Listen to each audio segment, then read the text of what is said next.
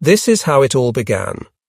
Shortly after the Nazis came to power, I transferred from the Catholic Boy Scouts organization Neudeutschland to the Hitler Youth and was accepted into its Jungvolk section for boys aged 10, 14 on the 13th of April 1933. A year later I was made a patrol leader, which made me the most senior boy in our little community. On 1 June 1936 I became a freshwater sailor, which means that I transferred to the Marine section of the Hitler Youth and passed the marksman's examination at the Reich Shooting School at Obermarsfeld in Thuringia. Consequently, it seemed obvious that I would join the Navy after I left school. But because I was a volunteer and a schoolboy, I would have been forced to serve for 4 years, which I wasn't prepared to do. Although I really enjoyed the scouting activities in the Hitler Youth, along with the sports and marksmanship, I didn't want to spend 4 whole years doing it. Instead, I reported to the Luftwaffe, as the Neubiberg Air Base was near where I lived. However, it was the same story there. Schoolboy? Then it's 4 years for you. So that was out as well, as far as I was concerned. Then, whilst I was with the sport department of the compulsory labour service at Donauworth, I saw an article in an illustrated magazine about the new paratroops. When I found out more about them, I discovered that I would only have to serve 2 years with them. That was for me, even though I was a Bavarian lad and would have to travel a long way north for my training. Though I didn't know it yet, I had already shown that I was a suitable candidate for the paratroopers during the labour service, when my department leader came across me in the sentry box, where I was supposed to be on guard, sitting on a spade with a quart of beer in my hand. A bit of spirit, something out of the ordinary, was what the paratroops wanted, although I only found that out some time later. Yes, and then my story really began. I reported for duty to the General Goering Regiment in Berlin-Reinickendorf, and a few days later was among the first year's intake of recruits sent by train to Stendal. At the station we were welcomed by an excruciating version of the song "All the Little Birds Are Here," played by a local band. But perhaps the song wasn't so very far off the mark. We were soon to become eagles, after all. We marched proudly through the town in our civilian clothes. Since we all knew we had joined a superb elite, we were desperately disappointed to find that our accommodation was only a hutted camp. It made a pretty amusing scene, in fact. There we stood in rough and ready formation, whilst in front of us towered giants of men, standing ramrod straight, chests out, just the way old Fritz used to like them. At 172 centimetres high myself, about 5 feet 8 inches, I felt fairly puny alongside them. Feldwebel Toschke, one of these giants, was platoon leader. Lieutenant Becker, an unusual sight in the paratroops because he was small, was in charge of my section of recruits. Our company was commanded by Hauptmann Gericke, another fine figure of a man. Our senior soldier was Gefreiter Heitmann, a fine fellow who was easy to recognise because he usually had an enormous plaster on his uniform collar to disguise a persistent boil. Another enormous man was the Sarge, Hauptfeldwebel Zerach. He reigned supreme with his fat punishment book, which he kept jammed between the first and second button on his chest. Sad to say, over the next few weeks he was to note my name in it with distressing regularity. Thank God we didn't see him often during basic training, but when he arrived there was hell to pay. His sixth sense, which sergeant majors have more of than other mortals, recorded everything that went on. Whenever he looked at us poor squirts, we started to tremble. But as I say, we didn't see him often. Our company commander Gericke wasn't around us much either, and we regarded him as a real god of war. Our training was unbelievably hard, but basically fair. It passed quickly, even if only because we were drilled so hard from morning till night that we never got a moment to think. But after a couple of weeks, I knew that there was no way I could be a career soldier. Being forced to keep quiet no matter what, not being permitted to discuss things or defend my point of view, that's not for me. However, I came to understand that for these 2 years I would have to be less obstinate than usual. During one of the many punishment drills which so aroused my spirit of resistance, a Pomeranian Oberjäger with a mouth which stretched from ear to ear planted himself in front of me. "Popple, aren't you finished yet?" Basic parachute training, rolling backwards and forwards, hanging from the parachute, is finally complete. It's time for our first jump, an experience which we still find hard to imagine. We are itching to do it at last. After a week of rain, we wake up to glorious sunshine. Out to the airfield, parachutes on and into the dews. Why is it so quiet all of a sudden? The jokes and platitudes tail away, and somehow everybody becomes thoughtful. The night before we had talked for ages, and just for fun, I made a will. Much later, after I was reported missing in March 1945, my mother found this will and read it. In my youthful frivolity, I had simply written, "My last wish, a wife with glasses." When my mother got my case back and read those words, she thought, "Well, that proves it. The lad is surely still alive." The aircraft circles 5 times. Then I find myself by the open hatch, the first man out. Strangely, my anxiety suddenly disappears. Wonderful. I'm out. A little bump as the canopy opens and I float gently down to earth, land and gather up the parachute. I have a fantastic, indescribable feeling of pleasure, mixed with pride that I am now a real paratrooper. I happily reported to Oberleutnant Moll, Jäger Poppel, first jump completed without injury. When the leader of the training unit says that my jump was the best, I'm honestly so happy I could burst. After the 6-man and 12-man jumps have been completed successfully, Hauptmann Crow takes leave of the successful soldiers. Either my IQ was higher, or more probably my superior officers had last got sick of me. At any rate, I was sent to the Signal Communication Platoon in Room 2. I was only there a few days before moving on to 2 company barracks to Gefreiter Erich, Sascha, Soroka in Room 9, a fine fellow, as you will discover in this book. Unfortunately, there were others, for example Oberjäger Schönfeld, who didn't take such a favourable view of me.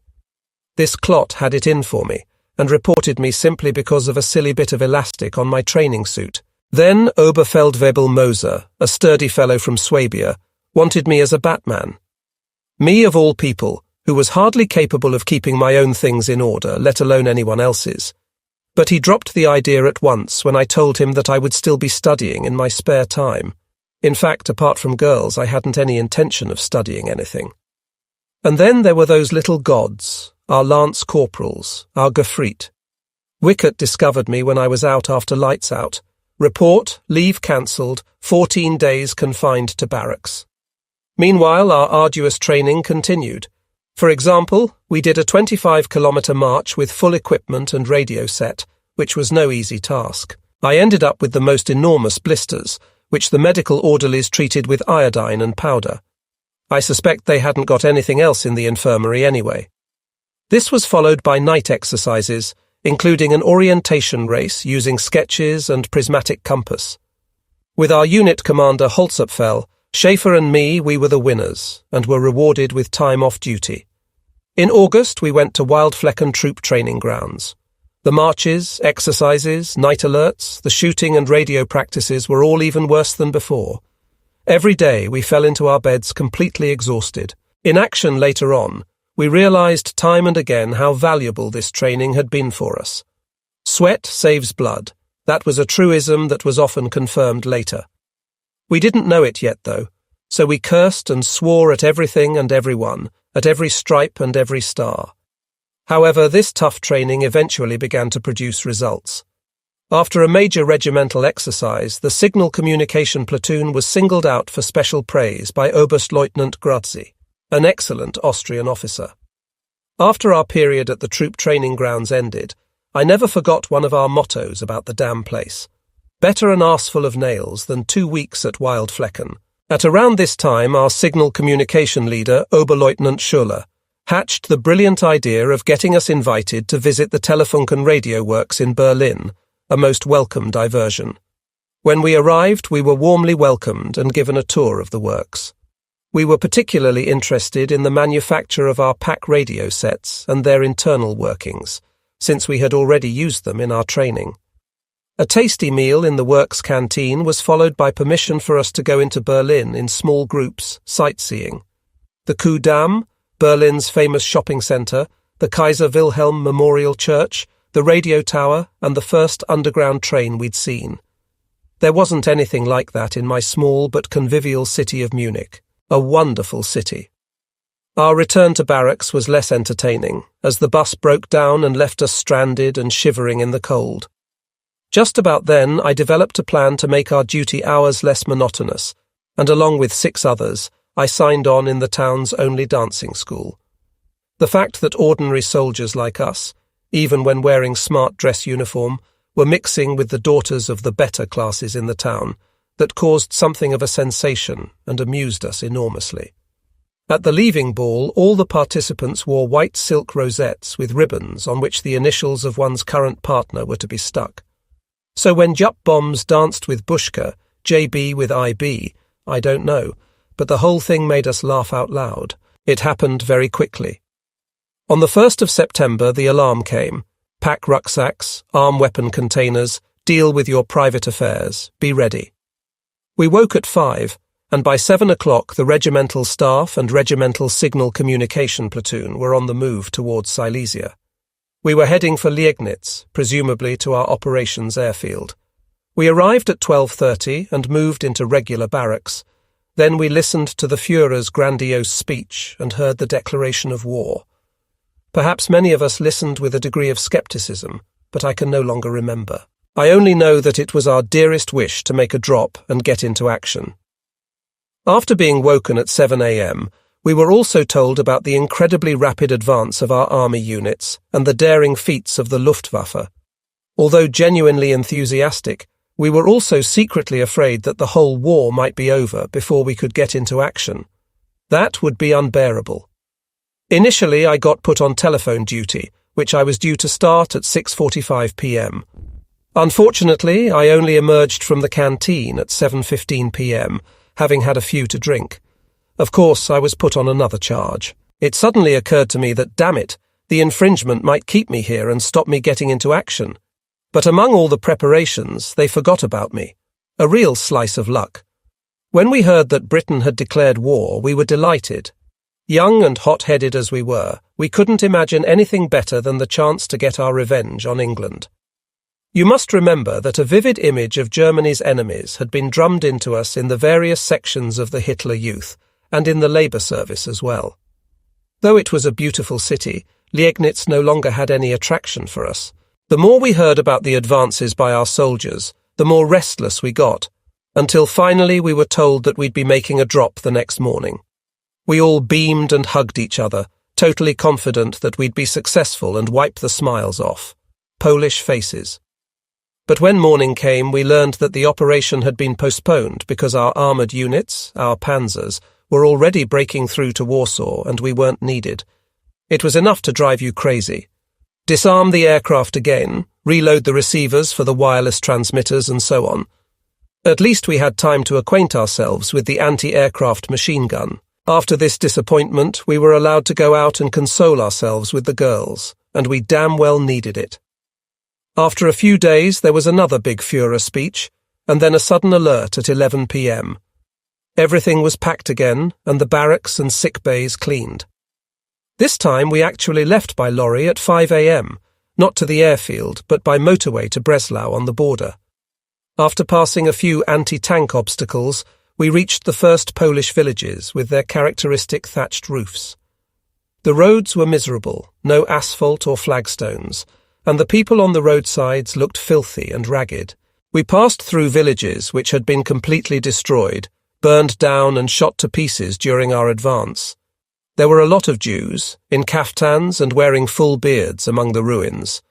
Soon we had 25 centimetres of sand under our wheels and couldn't see anything for dust. Night fell, and at 12 a.m. we reached Zajazirce near Deblin, stopping for the night at a railway station. For the time being, we were to remain here, so as a consolation, they let us take a look at the Deblin airfield. Everything had been wrecked by bombs.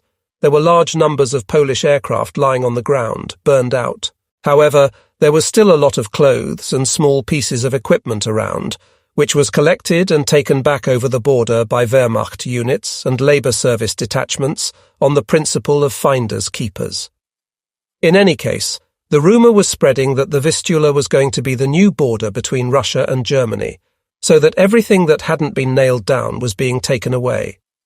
I managed to obtain good milk from a local farmer in exchange for a couple of cigarettes, and used the opportunity to learn my first Polish words like jajko, meliko, chleb, fara. We were housed in a modern barracks.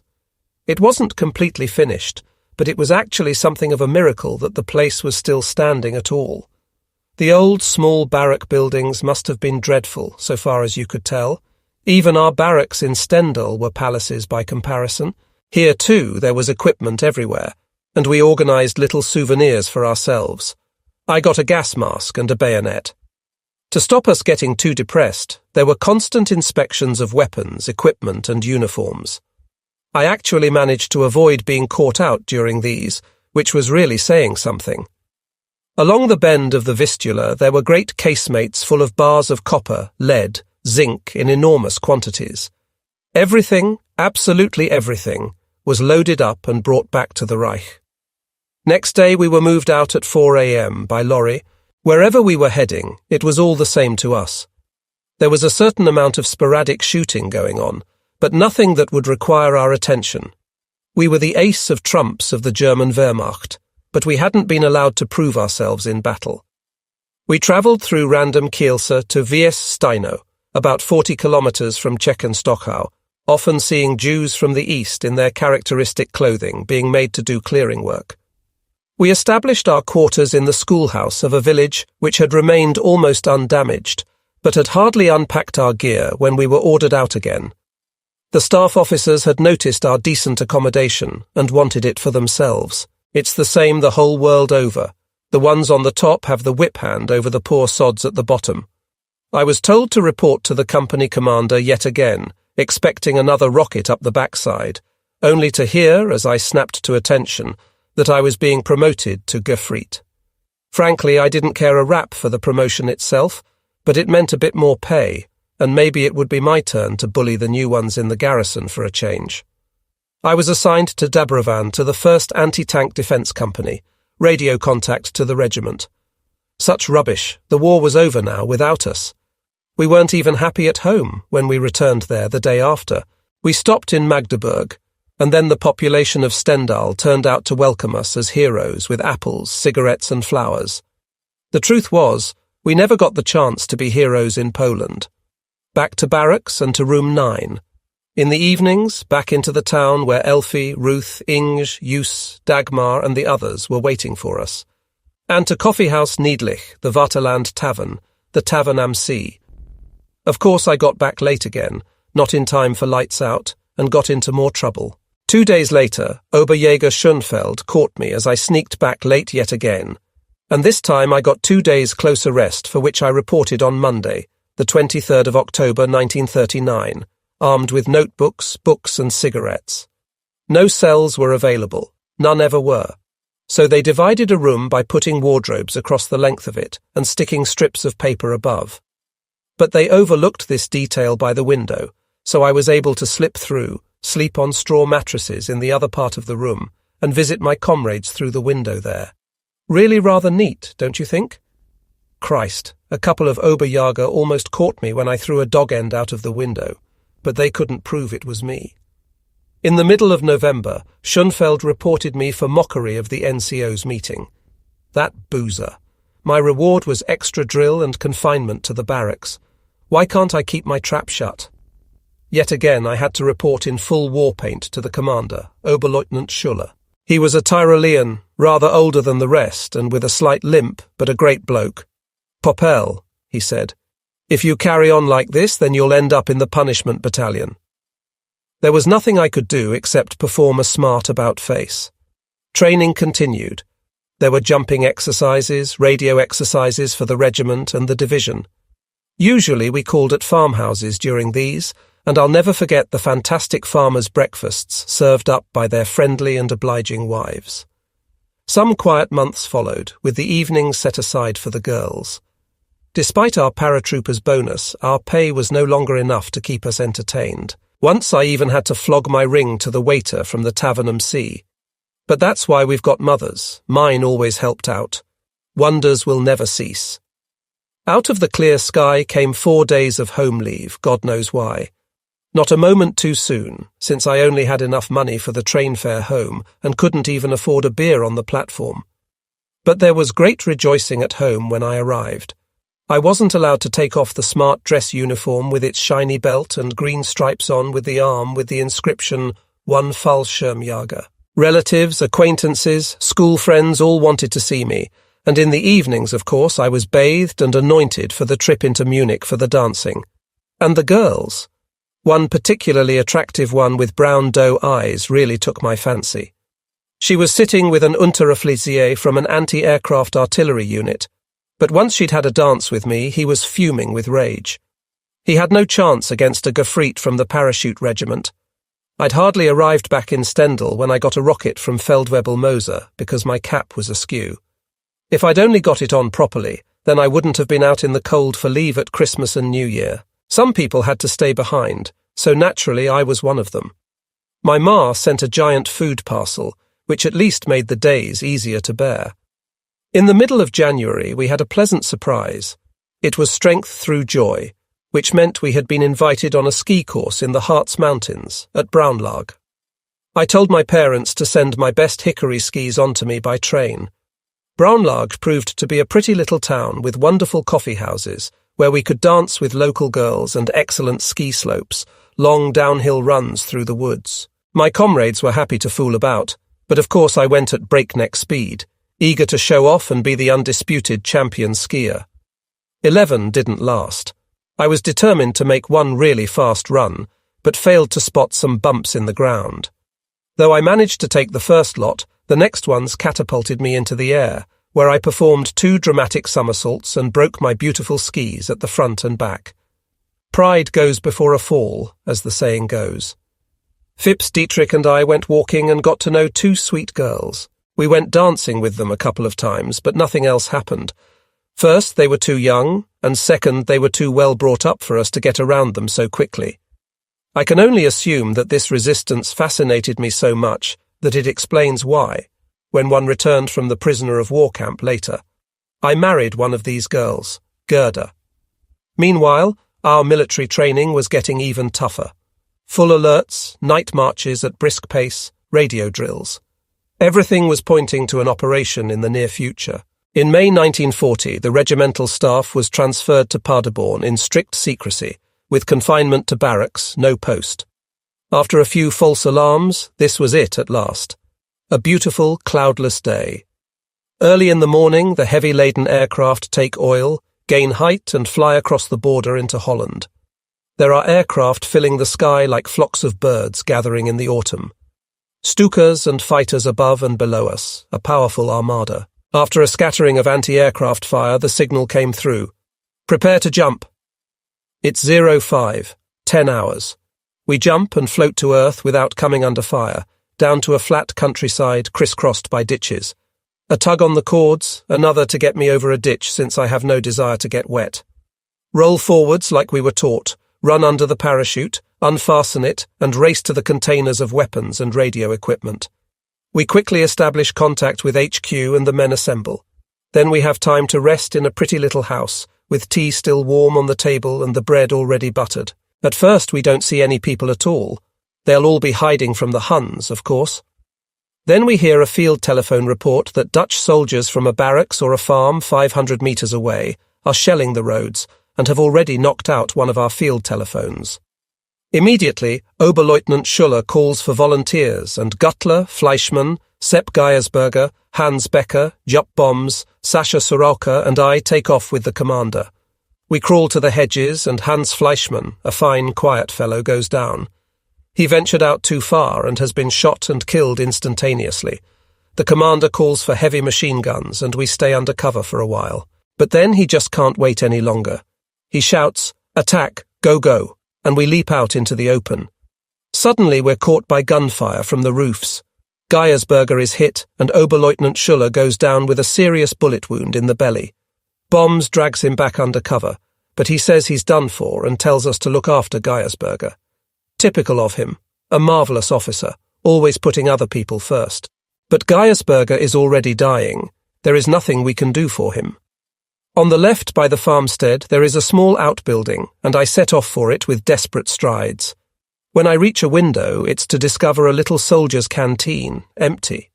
Fighting to get my breath, I even have time to drink some chocolate as I look cautiously out to get my bearings. The farmstead is only 8 meters away, and there are just a few Dutchmen on guard at the windows, but all of them are shooting wildly and at random towards the front. At last I hear the sound of our machine guns, making the enemy take cover and giving me the chance to jump out, my .08 pistol in the left hand and a grenade in the right. I reach the makeshift barracks and duck down under the window.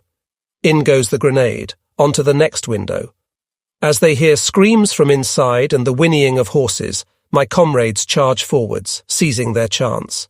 More hand grenades go in before a white cloth is chucked out and the garrison surrenders. 63 Dutchmen came out, and there were only 12 of us. As it turned out, I was awarded the Iron Cross First Class for this episode, although I didn't find out about it till later. Another roommate, Dinkel from Bamberg, was killed during the last assault on the barracks. We find his body lying twisted on the ground. We have seen our first men killed, and stand before them in silence. Oberleutnant Schuller was taken to a hospital in Dordrecht, but died of his wounds the next day. Today our comrades lie together in the Dutch cemetery at Isselstein, near the German border. Oberleutnant Schuller, Karl Dinkel, Hans Fleischmann and Sapp Geiersberger. Jupp Bombs often visits them there and takes flowers in tribute to the comrades in arms of our youth. We take our prisoners to the regimental command post and get our new orders there. It's a tiny place with only a couple of houses and a street. Wild rumours are beginning to circulate among the men, like the English are coming with motor torpedo boats. They're landing, or we're surrounded.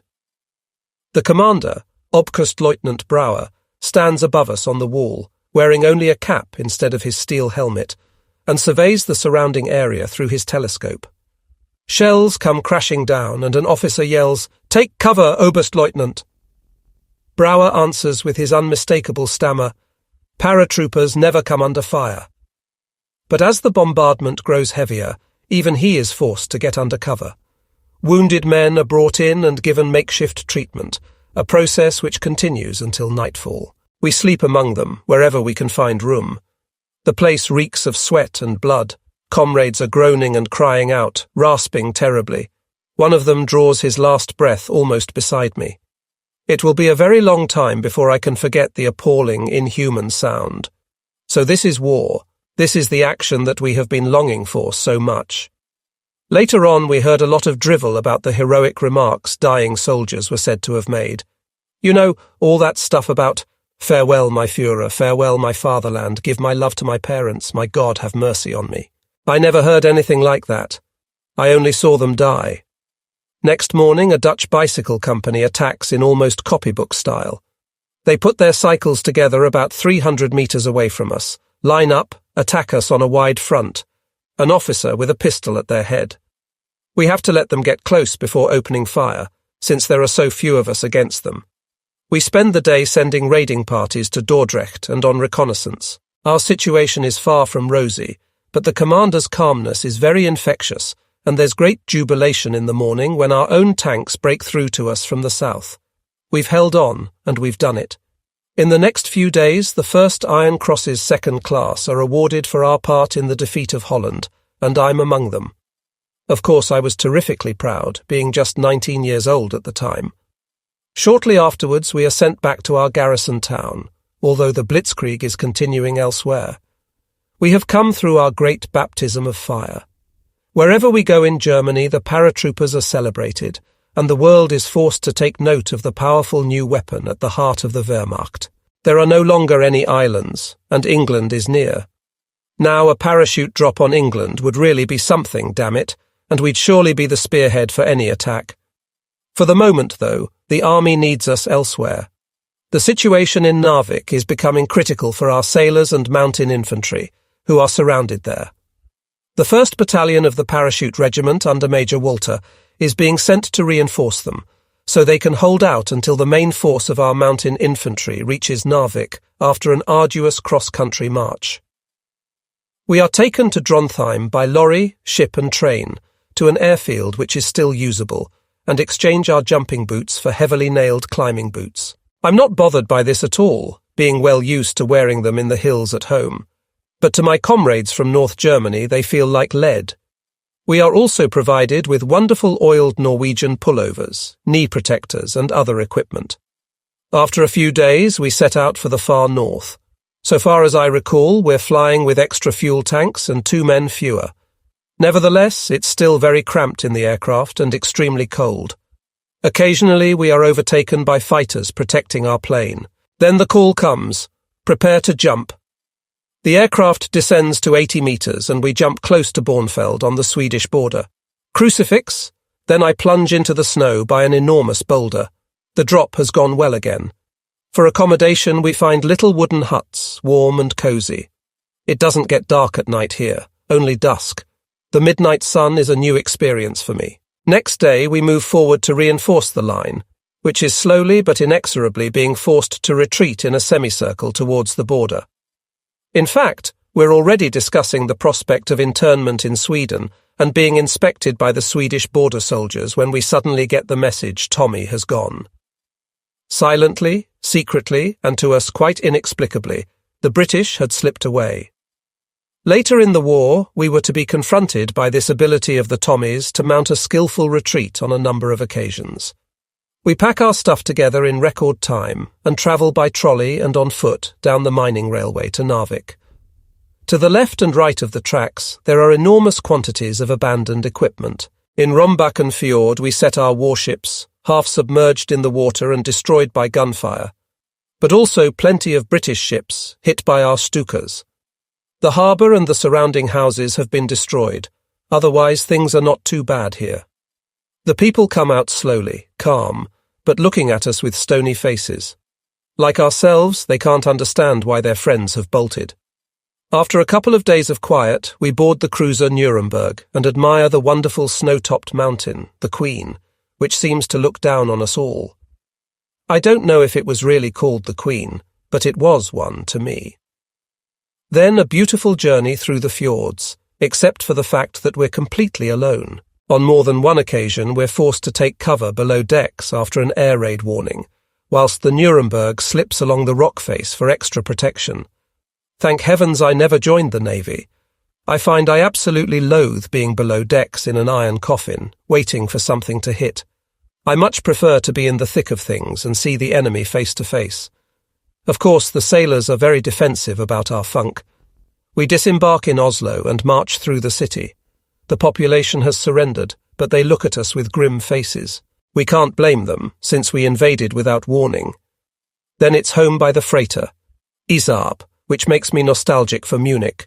First to the garrison, where we're all awarded the Narvik Shield, and then on home leave. At this stage I discover that I have been awarded the Iron Cross First Class for Holland, and have been promoted to Oberjäger for courage. But I'd spent all that time since then as a Gefreit, standing to attention in front of the Oberjäger and more or less being forced to polish their boots. I'd been one of them all along and didn't know it. What a joke. Hardly back from leave when I was assigned to Gardelegen to a newly established machine gun battalion. As a newly appointed Oberjäger, decorated with the Iron Cross First and Second Class, I was already a somebody. Also, I was the only Unteroffizier with these decorations in the entire battalion. Among the officers themselves, only Oberleutnant Otto Laun had the Iron Cross. I came under his command in 2 Company and became a machine gunner, not a wireless operator anymore. The blokes really made me welcome, and Feldwebels Jürgen Scherer and Willy Lojewski later became my closest friends. Lojewski was a real mercenary. In his youth he had been with the East Prussian Border Guard, then in the Reichswehr, had volunteered for service in Spain, and was now with us. He was proud to be the only man among us to wear the Spain Cross, and whenever he pushed his cap back in a tavern and shouted, "This round's on me," then we knew to watch out. He knocked back schnapps like the rest of us drank water. Ours was a fine company. The commander was incredibly active and resourceful. He lived for his outfit. During this period I learned about the machine gun, about aiming circles and the use of heavy mortars. To this day I don't understand a word of it, though needless to say I was a good shot. Our best machine gunners were Rudi Frisch and Otto Femfert, who had both had training in peacetime. Rudi Schmidt and Heinz Mulders were our Elaupelgereiter, and they were reliable marksmen as well. Ludwig Pernpeintner was a real specimen, a brawny and rebellious oaf from Lower Bavaria. But you couldn't get anything on him, since he already had the highest grade for non-officers as a Stabsgefreiter. He certainly gave Hauptfeldwebel Wild a whole stack of problems. Yes, these Hauptgefreiter and Stabsgefreit could really give their superiors a rough time. Moreover, they were always careful to commit some major or minor misdemeanor so they wouldn't get promoted. They were brave fellows, but they just wanted to go their own way and stay the pride of the troop. As the war years passed, this didn't help them, because experienced soldiers like them became indispensable. Rudi Schmidt, for one, was made a Feldwebel despite all his efforts to avoid it. Of the rest, I recall lively little August Kruszek, the man we called the Russian, because he spoke fluent Polish and had good basic knowledge of Russian as well. The little town was pretty, and the girls no less so. I soon felt really at home at Mutignetsch, the German house and the other joints.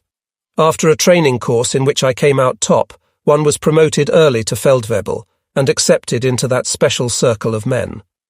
They were great fellows. Once, when we smashed up the German house after the landlord refused to serve us, all the men put up an iron front, each refusing to give the others away. In March 1941, we went to the troop training camp at Grafenwöhr for 2 weeks shooting practice. Then from 19th, the 23rd of March, we had a really murderous march exercise to Bayreuth, Weissmain and Kueps near Kronach. When I took off my boots in Bayreuth, the pus and filth was running down my legs, blisters on top of other blisters, but I put iodine on and went to the dance anyway, though I have to admit that I trod very gingerly. These weeks were exhausting, but they hardened us and made us desperate for our next action. We reckoned one was imminent. It was only a question of when and where. In April, Oberleutnant Bietner came from 3 Company to our 2 Company. Like Feldwebels Calamé and Strohschein, he was on a form of probation from the special elite Nazi schools, the Ordenschulen. We found them good blokes, especially our new commander, after he staged a good comrades' evening for us, full of entertainment and laughter. From the officers down to the last driver, we had become a family. We were ready. On the 2nd of May, we entrain at the little station of Solbke near Gardelegen. The journey takes us through Berlin, Dresden, Teschen-Bodenbach, Prague, Gmund, Vienna, Chickschalen and Gajoka to Budapest. There on the station we have a few hours of rest, so our band plays for us with Oberleutnant Buttner on the accordion and Femfert on the drums. A gypsy boy comes near and plays us some lovely Hungarian tunes on his fiddle, and we give him some of our cigarettes to show our appreciation. Then on through Szeged and Mako to Arad on the Hungarian-Romanian border, where we disembark on the 6th of May. Next we find ourselves travelling by lorry through Timisoara, Lugoj and Karansebes to Orsova on the Danube facing the Iron Gate. I remember from my school days, not so long ago after all, that Emperor Trajan once passed through there. On the 7th of May we're off again through Turnu Severin and Craiova to Caracal. On the 8th of May we crossed the Danube at Turnu Magurel, over a bridge built by the army engineers, and find ourselves in Bulgaria.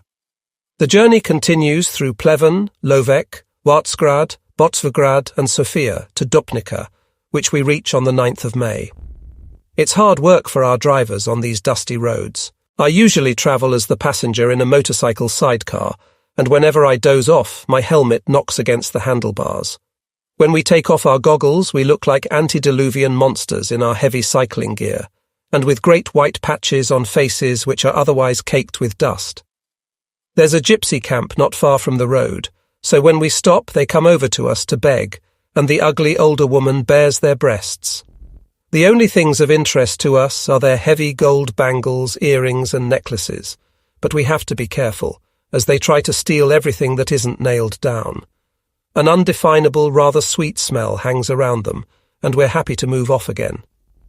On the 10th of May, we reach the heavily defended Metaxa line north of Salonika, then the town itself and Ellison, where we can admire Mount Olympus, still covered with snow.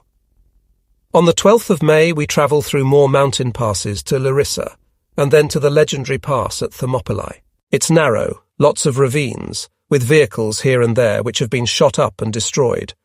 There are soldiers everywhere, patching things together again and getting them started. But this is an arduous climb for our excellent drivers. On the 13th, we encamp at Levadia and have time to wash and stretch our tired limbs. Yet despite the hardships, for our drivers especially, it has been a fascinating journey so far. The beautiful countryside of the Danube with the Iron Gate, Olympus and the harbour at Salonika, they've offered some compensation for our discomforts. Then we've observed with interest the multiplicity of different peoples along the way. We aren't impressed with the Romanians, think them lazy and dirty at first, an impression later confirmed. Then the cleaner and more cheerful Saxons, the nomadic gypsies with their tents blackened by soot and smoke. Then the big men of Bulgaria, who have rightly been described as the Prussians of the Balkans, clean, well-dressed and well-disposed towards us. The attitude of the Bulgarians is obviously based on the comradeship in arms of the First World War. They offer us strawberries and honey, which is still expensive, and it's so early in the season. Out of friendship, and not for money or payment in kind. Less impressive, at least till now, the Greeks. We'd all learned about the blonde Hellenes in our childhood. I'm thinking of Otto in my hometown of Ottobrunn, who said farewell to his father and left to be king of Greece. And of Cleanser, who built the new Athens. But the people we see look completely different. Small, black-haired, more concerned to haggle and to bargain than to work. Only the little shoe-shine boys are lively, offering us their extra top-class Stuka shine to make us laugh. They have been quick to learn a little German, and Stuka is their word for everything that is best and most beautiful. After this much-needed rest, we reach Tanagro on the 15th, making camp under the olive trees in captured English tents. In the Hitler Youth movement, we had all learned to be smart and neat, so there's great activity as we clean and polish our weapons and equipment. Lojewski has sunburn on his left shoulder and is getting it treated. Others are shaving off the beards they have acquired, and we're playing skate. And there is great jubilation when we discover that our crafty drivers, going to get supplies in Athens, have managed to get hold of German beer. Our Hauptfeldwebel Gerhard Wild, who is known as Captain Wild and is almost like a mother to us, sends a lorry to fetch some of these crates of beer, and we keep it cold by storing it in a hole in the ground Reichsmarschall, whenever we run into other troops we can't recognize. Now we know which direction the enemy is, but not exactly where. In the grey light of morning we storm the vineyards on the hills at the edge of the airfield. Now our objective is before us. But they've spotted us and give us hell, and real hell at that. I see one badly injured Oberjäger holding his torn abdominal wall closed with both hands. When we stop to help him, he just says, "Get down there first, then fetch me." Unbelievable. Oberjäger Rudi Furcisch has the most enormous stroke of luck. He gets a bullet through the nose, but it goes in one side and clean out the other. After a few days, he could even blow his nose again. It's no good. People are getting hit all around us, and the air is full of their groans and cries of pain. We're forced to withdraw from this hill of blood, and so fail to achieve our objective. Firing continues on both sides. We manage to find some cover on the rear slope, then move quickly to a White House where we can care for our wounded. The medical orderlies really have their hands full now. Then to a shallow ditch and leap over the road into a little hollow. How many of us are there now? 30 men? 40? A heated debate follows. An Oberleutnant Hintz or Hintzer from another unit wants to give the order to surrender. A Feldwebel replies curtly, "Quite out of the question." Soon we hear the noise of vehicles and orders being given in English. The only road still free is the one leading to the coast, so we move down through the bushes and the undergrowth. Everything that isn't absolutely indispensable, except weapons and ammunition, is jettisoned to make the going easier. We move along by the coast for a good hour, sometimes wading along in the sea up to our chests when that's the only way forward. Some stragglers from other units have managed to make their way to us, until finally, worn out, we reach another group of soldiers on a small hill. Under the command of Oberleutnant von Roon, a new battle group is being put together there. Oberjäger Frisch hands me my first cigarette. My God, I needed that. Tired and dispirited, we sit there with bowed heads. To top our astonishment, we discover that our East Prussian Lieutenant Rykowski has turned on his heels and escaped here without his weapons and hardly any uniform. Well, we can understand most of it, but how the hell did Rykowski, who's normally so reliable, ever leave his gun behind? New units are assembled from the remaining men, and a defensive line is established. Anxious questions among us. How will things go? How are the others doing? Can we break through to Heraklion? Despite our tiredness and despondency, hardly anyone gets any sleep. In the morning I get the order to recce the coast road and find out whether there are enemy troops there. I take 6 men for the job. On the left is a steep slope, the right side is almost flat, but at least it's covered by a good deal of undergrowth and scattered olive trees. We march in formation and tensely on the alert for 3 hours towards Heraklion, though it's still a long way off. No contact with the enemy, so we can turn round and head back. When we've got to within about 500 meters of our own lines, we hear rifle fire and a burst of machine gun fire. Creeping cautiously forwards, we see that Cretan partisans wearing armbands, widely spread out, are firing on the Rune battle group. We're able to pick them off from behind, and under fire from 2 directions, they're quickly forced to pull out. But unfortunately, there's one more man we haven't seen, because he's further back than the others, who manages to shoot and kill one of my men.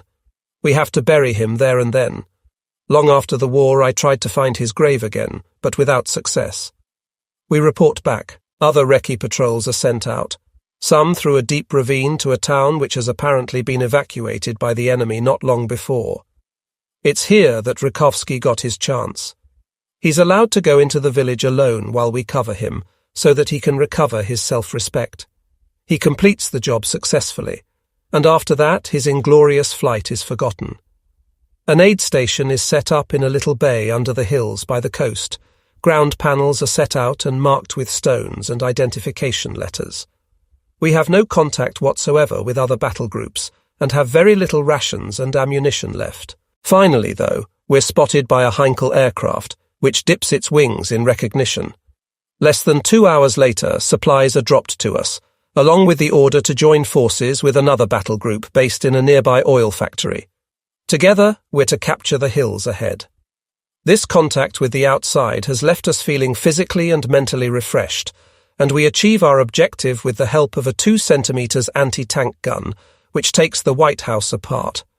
After that, the enemy disappears into the mountains. Once the battle groups have been reorganized, our next objective is to make another attack on the airfield where we had suffered so many casualties. But as we advance, we suddenly see motorcycles and jeeps moving towards us. Fantastic! The mountain infantry has arrived. The Airborne Assault Regiment, now under the command of that incredible old campaigner Oberst Ramke, had managed to capture Malema airfield, albeit at tremendous cost. As a result, the superb mountain infantry had been able to land, and the 2 had joined forces to conquer the hills and drive off the enemy. Crete was ours. It was a heroic and bitter struggle, but never forget what a tremendous toll it took in the lives of our troops. Winston Churchill was to say that, here on Crete, the spearhead of the German army had leapt to its death.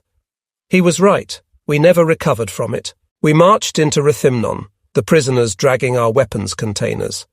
All day we were kept busy with the task of burying our dead. Some had been drowned, having been dropped too soon and pulled under by the weight of their equipment. Other plane loads had landed right in the middle of the enemy positions. Our comrades lay there still, their parachutes behind them, mown down in the order they had jumped. It was said that others had been mutilated. Thank God I never saw any. We put up crosses with names and dates, but what good are crosses to our comrades? Young lads like ourselves, cheerful and happy in Tanagro such a short time ago. Now they lie here, far from home. Oberleutnant Bietner, Feldwebel Kalame, our friend Feldwebel Fritz Dominiak, Lieutenant Schwickfkert from the mortar section, Oberfeldwebel Heiterer, all of them gone. Our oldest jumper, Müller, known as Am, returns to us from his captivity by the British. He'd been a prisoner from 21 to the 22nd of May, together with a number of other ranks, and with Oberleutnant Fischer. Oberarzt Dr. Begus had been dropped with 2 company of the Parachute Engineer Battalion. Put down accurately and well, they advanced determinedly, and like ourselves, suffered heavy casualties. Although shot through his left forefoot, he worked with orderlies from 3 Company of the Machine Gun Battalion to bury the dead and to care for the wounded. Despite his devoted efforts, many men with stomach and chest wounds could not be saved. Our Sarge Captain Wild had stayed close to our company commander, Oberleutnant Butner. They managed to take prisoner the crew of an immobilized tank, and because of their customary decent treatment of these men, Wild had been given a bottle of gin, more than acceptable. Later, Wild was wounded in the shoulder and forced to go back for treatment. He discovered later that our brave commander had been killed alongside Calumet on the road to the vineyards. We found him there and buried him with the others. The rest of us have survived and are eager to exchange our old torn clothing for British tropical uniforms. Heinz Huber sews swimming trunks for everybody, so that the Cretan population no longer has any need to be excited or amused at the sight of our alabaster white bodies on the beaches and in the sea. Oberfeldwebel Lojewski has commandeered a Singer sewing machine for the purpose. We set up our quarters on the first floor of a house on the waterside. Good that we had Oberfeldwebel Scherer with us, since he miraculously attracted all the sand fleas away from the rest of us until they forced him out into the open air. On a trip to a British ration supply depot in the Souda Bay, we saw how our Stukas had destroyed vast numbers of enemy warships. They were still smoking. It was a mystery to us how our own pilots had been able to land their Jews at all, in the face of all the anti-aircraft positions that we saw. The enemy had many more men on Crete than we did. Their numerical superiority had only been defeated by the unbroken spirit, the unbreakable will of all our men.